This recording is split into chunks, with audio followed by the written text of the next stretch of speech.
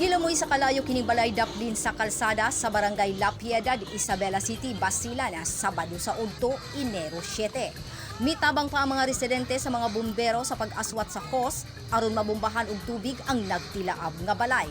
Matud sa inisyal nga investigasyon sa Bureau of Fire Protection, nagsugod ang kalayo sa balay sa pamilya Aranza nga daling nikanit sa katapad nga balay.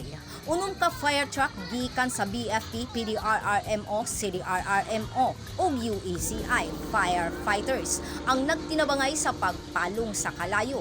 Tuluusab ka mga residente ang nawad-an sa panimuot human kini nabuot sa baga nga aso kay dugay kini nakagawa sa ilang balay nga gitabang dayon sa mga personahe sa Philippine Red Cross Basilan.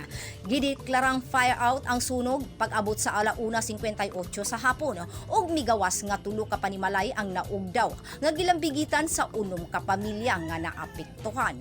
Mapasalamaton kaayo ang lokal nga panggamhanan sa Isabela City sa mga bomberong abtik nga meresponde sa panghitabo.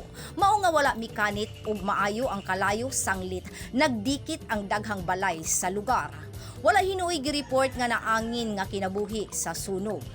Grace Alcunaba, Newsline Philippines, Basilan Province. Stay safe.